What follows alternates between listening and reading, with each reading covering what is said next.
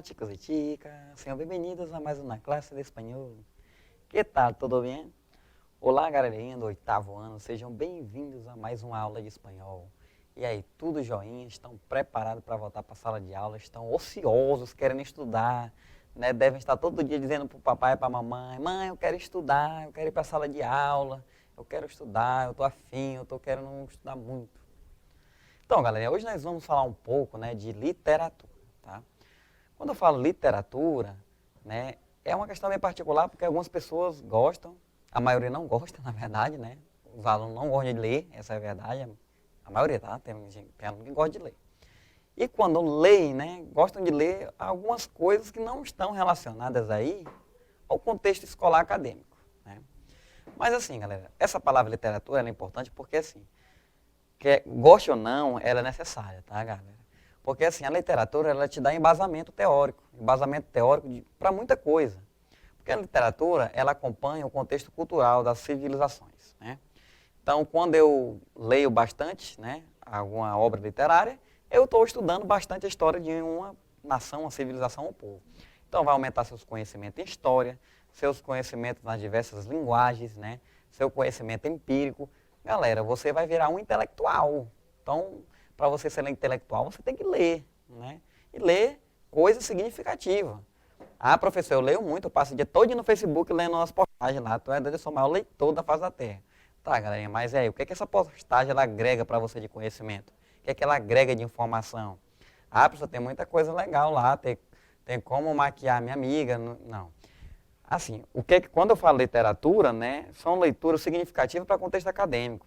Quando você terminar o ensino fundamental, você vai para o ensino médio, aí você vai ter que desenvolver redação, né, no Enem, você vai precisar de conhecimento literário.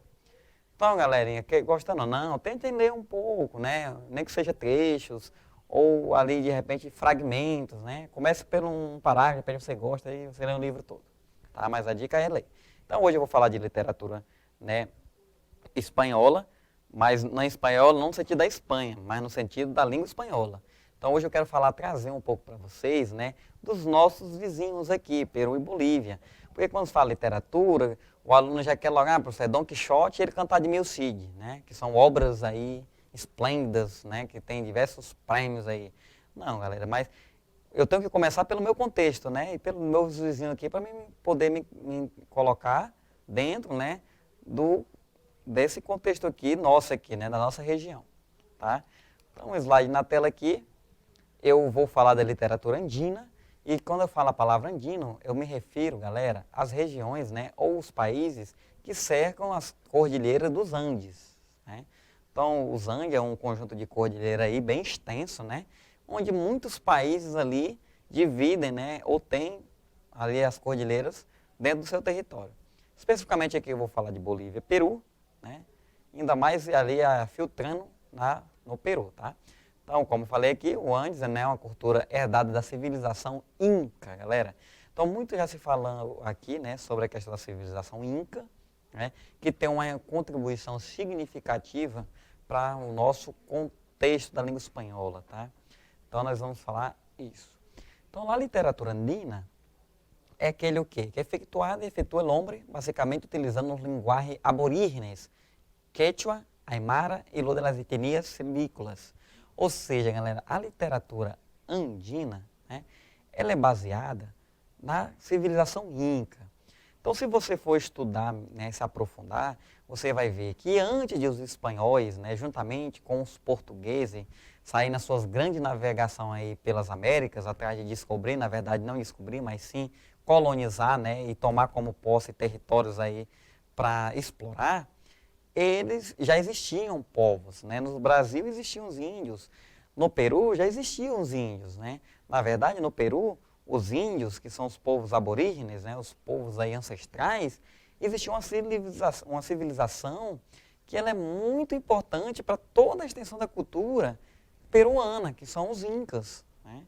Então, os incas eram uma civilização, né, que tinha até uma organização estrutural dentro dessa civilização, que predominava aqui, né, na América antes da chegada dos espanhóis, né, no século XV.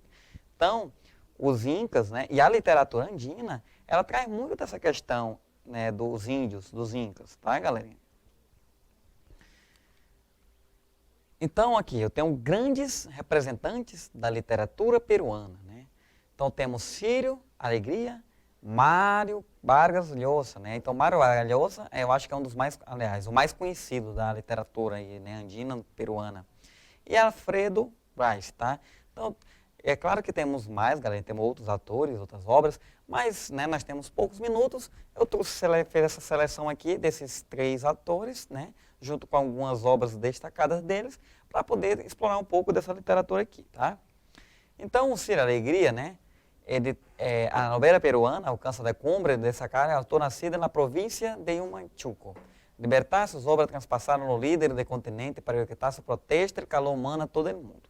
Então, assim, galerinha, Ciro Alegria, né, ele é um dos precursores da literatura andina.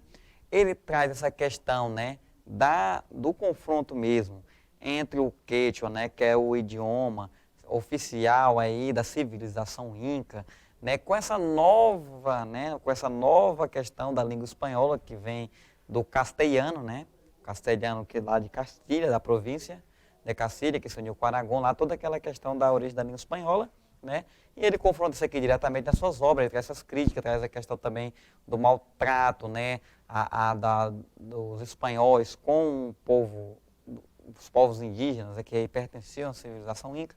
Então tem toda essa questão, tá? Então, as obras mais representativas dele são Los Perros, né? Los Perros Hambrientos, La Serpiente de Oro e El Mundo es Ancho y Ajeno. Né? Então, trouxe aí um pouco dessas 3 obras. Então, bora falar desse El Mundo es Ancho y Ajeno. Então, aí na novela, observe que o termo novela não é novela que passa na Globo aí, Malhação, à noite aí, né, Império, não, galera. Quando eu falo de novela, né, eu me especifico, né, há o quê? Há uma cena como um todo, é como se fosse um longa-metragem, é uma história, né, é toda essa questão da literatura. Então, nessa novela, né, que é nessa história, nesse livro, El Hombre Branco representa o usurpador. Então, observe o que eu falei antes. O Ciro Alegria, ele traz essa questão, né, ele traz essa questão da colonização espanhola em cima da civilização inca para conquistar o Peru, né? Então, essa obra, observem que ele coloca o homem branco, né, que representa o espanhol, o homem europeu, como um usurpador, né? E com uma autoridade poderosa, né? E que todos se submetem a ele pelo sistema capitalista, né? E o índio, né, em contraposição a isso, representa o que é o possuidor de la tierra, ou seja, ele é o verdadeiro dono legítimo da terra, que é o que planta, é o que colhe, é o que vive daquilo ali. Porém, ele é o que? Cruelmente castigado e explorado.